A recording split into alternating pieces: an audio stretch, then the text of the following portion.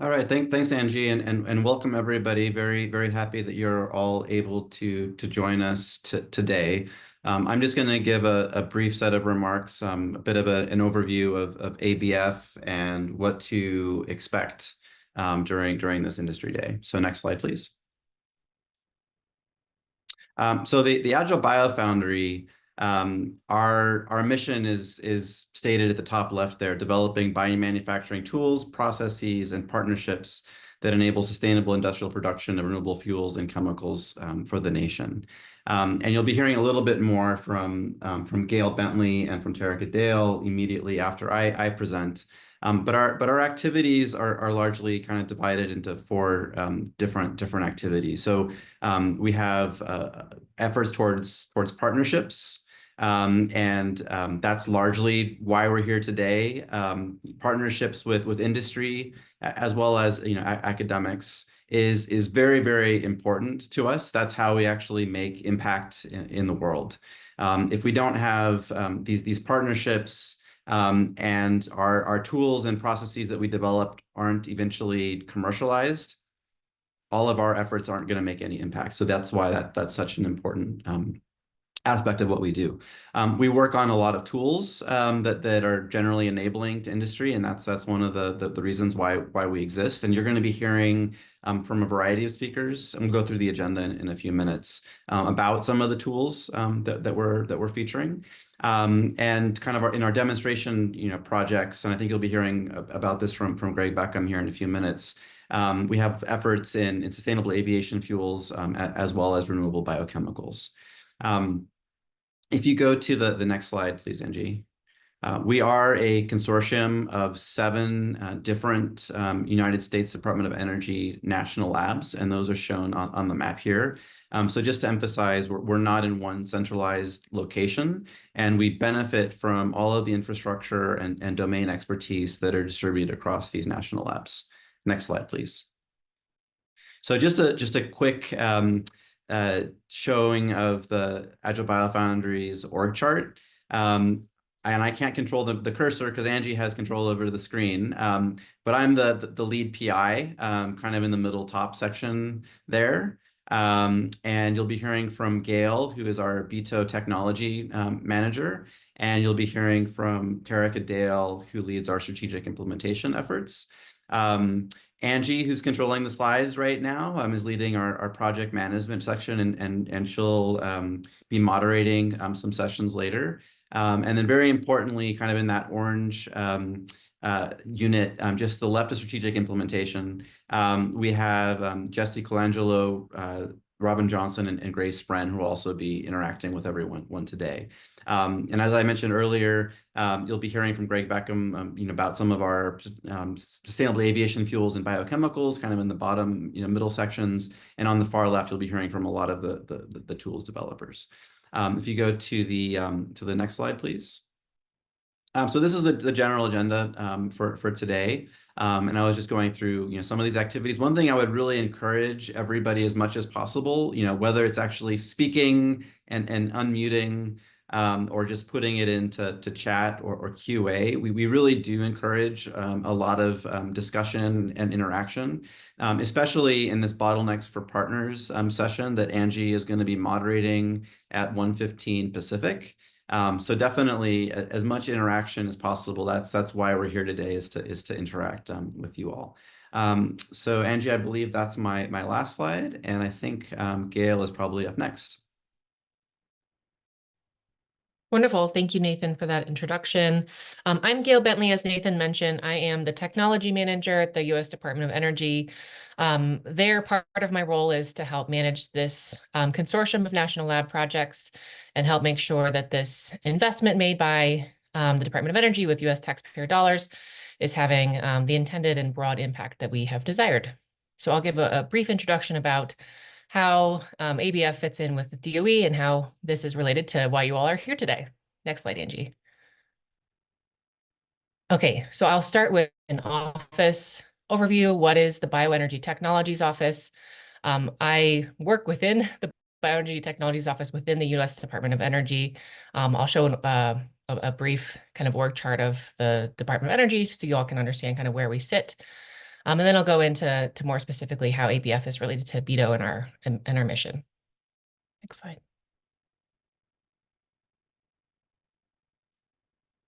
Okay, so this is just a subset of the U.S. Department of Energy org chart. The DOE is huge and covers a huge range of technologies. But the Bioenergy Technologies Office, shown highlighted in green in the bottom left here, sits within two layers of hierarchy relevant for this conversation today, just so you can be oriented to where we're receiving our direction from upper leadership and where our mission space really lies. So just walking up from BETO, so we refer to ourselves as BETO, so you'll hear us shortening the Bioenergy Technologies Office to that. We sit within the Office of Transportation that is positioned within the Energy Efficiency and Renewable Energy Office. All of these layers are positioned under the Office of the Undersecretary for Science and Innovation. So our office is, I think, really well positioned to do, R&D that is targeted on very applied outcomes. Because we sit within the Office of Transportation, we definitely have a focus on making impacts in the transportation space. Although, as you'll see through these presentations, we have a very strong set of initiatives in biochemicals and other kind of biomass related products. So next slide, I'll introduce some of those. Great.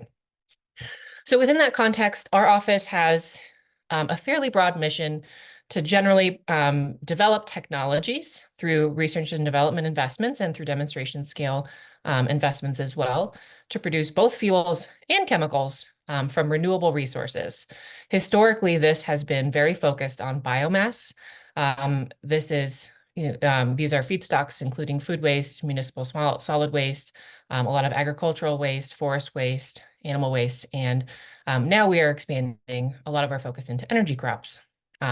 Some new feedstocks that we're bringing on board that are very exciting are, things like plastic waste specifically as a subset of municipal solid waste, greenhouse gases themselves being used as feedstocks. So we have new portfolios that are focused on those areas, in addition to kind of the more traditional approach of converting biomass to biofuels and bioproducts. The piece I just want to highlight on this slide, and again, I have the same challenge as Nathan, as I can't quite point, but a big part of this process relies on converting these feedstocks into the products that we need. And so the Agile BioFoundry, thank you, Angie. The Agile BioFoundry is one of our preeminent investments in that piece, that critical linchpin of this process of, you have this renewable feedstock that you're interested in using. We have to develop the technologies that can efficiently convert those feedstocks into the products that we need to feed a renewable bioeconomy. Next slide. So this is just a very brief overview of the funding that BETO has provided to the Agile BioFoundry. And as I mentioned, the significance of the technology within the overall process of BETO's sort of investment scope is in a very important position. And reflecting that, we have made a really significant financial investment in developing the technology and the infrastructure to support that biochemical conversion capability. So overall, we've committed around $180 million by 2025 from the time that ABF started in 2016. I have a little flag here that we recently introduced a new structure. The ABF is funded in 3-year cycles. So after the first 2-year cycles, those first 2 cycles, we're really focused on building that infrastructure. What can we do to establish the infrastructure to support this biochemical conversion? And we're really hoping in this new structure, in the following 3-year cycles, to really deploy this infrastructure. And that's why we're all inviting you to join us today, because we really are hoping that industry and other partners are able to leverage these very significant investments that we had made over the first 7 years of the Agile BioFoundry.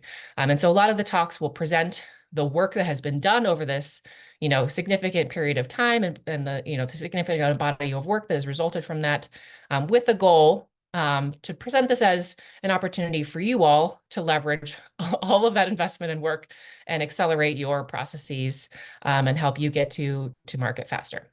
So next slide. Okay, click one more time, Angie. Sorry, I didn't realize it's an animation. Click one more time. Okay, great. So just to kind of highlight this transition, we built the ABF infrastructure over the first 6 years of its project term. And internally, the ABF is focused on making, and the presentations that will follow will go into this in more detail. So this is just a very high-level introduction to this. Focused on making 4 core products, 2 SAF molecules and 2 chemical molecules. But the external facing piece of this is to leverage all of the prior work in building that infrastructure. So we really want to show you all today what the ABF has done and what they may be able to offer to you all to help accelerate your time to deployment. So with that, I will thank you for your time and thank you for joining us today. I hope you all learn a lot about what the ABF can offer. And if you have questions about how the Bioenergy Technologies Office is structured or anything related to that or the ABF, please feel free to email me. Thank you. Okay, can you hear me okay? Yeah, okay, thanks, Nathan. Yeah, hi, everybody. I'd say good morning, but I'm not sure it's morning for everyone calling in. Welcome to our ABF Industry Day for this year.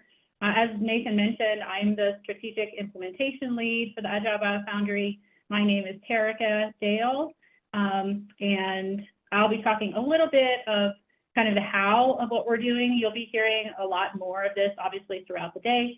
So I'll just touch on a few pieces at a higher level. Next slide. So as Gail mentioned, we did have a restructure about 2 years ago at this point, wherein we revamped our vision and our mission statement and also redefined and reprioritized some of the efforts that we have been tackling. And so our ABF, our vision is really quite straightforward. It is to enable the sustainable biomanufacturing of affordable fuels and chemicals. And we aim to achieve this vision through 4 primary goals. They're highlighted here in short.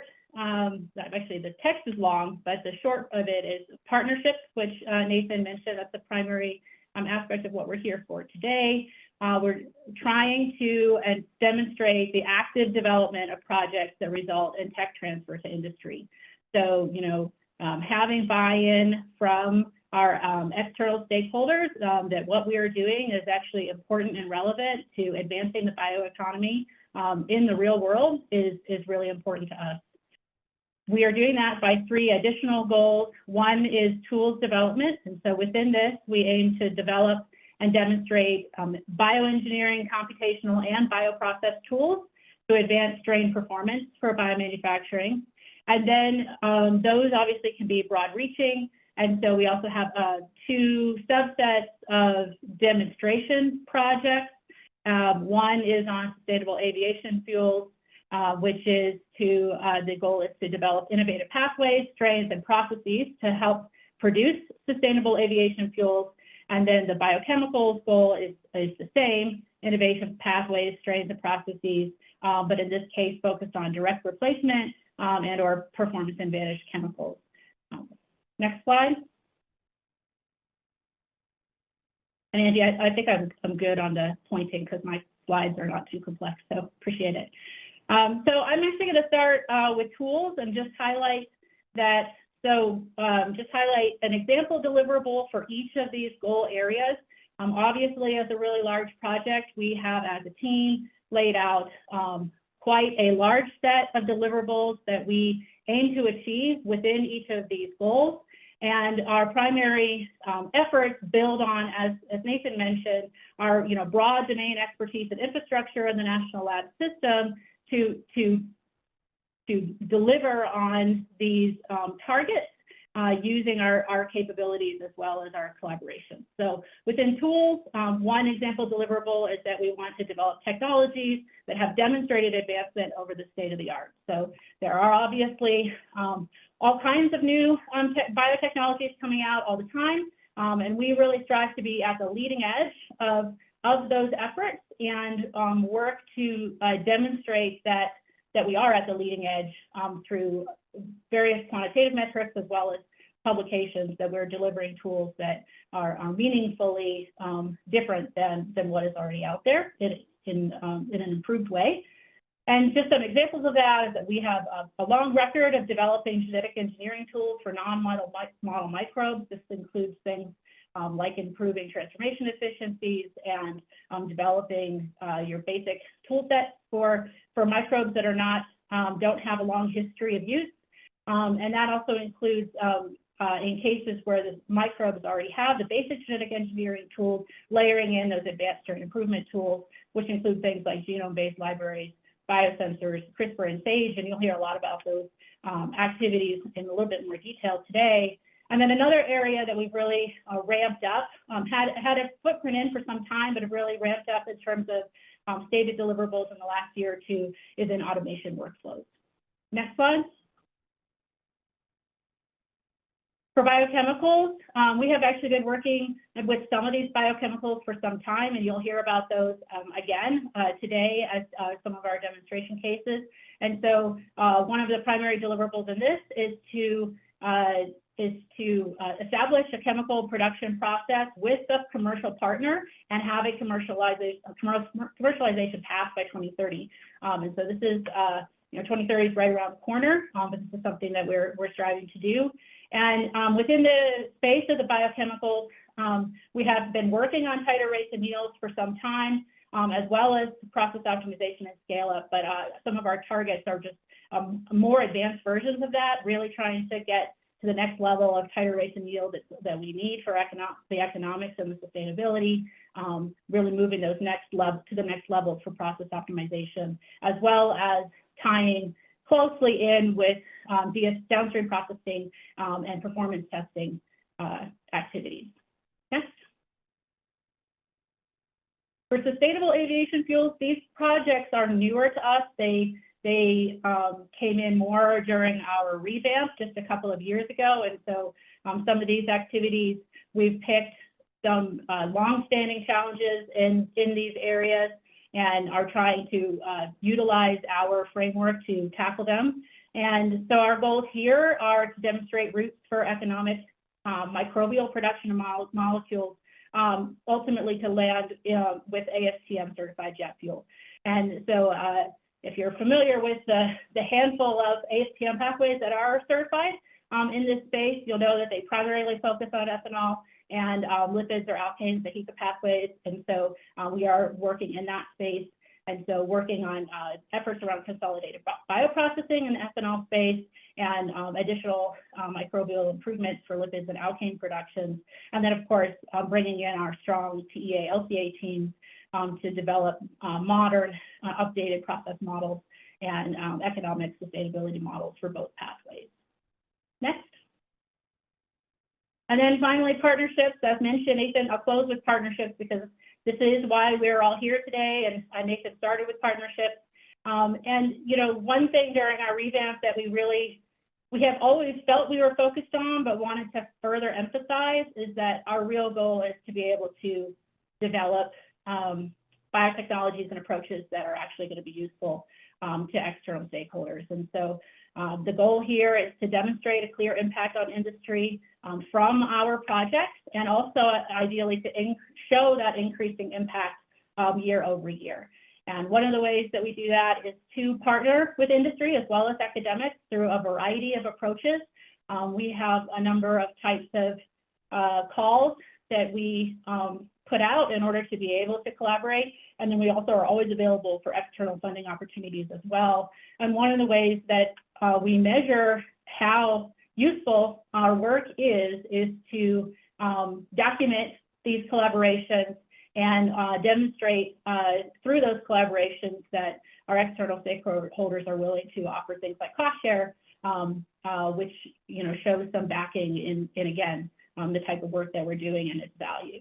We also have a growing IP portfolio and opportunities for licensing, and at least one or two examples of licensing. And then, of course, within this space, we have a very active industry engagement and set of business development activities, and this industry day is part of that bullet. I think that's my last slide, so I think I'll stop there. Thanks.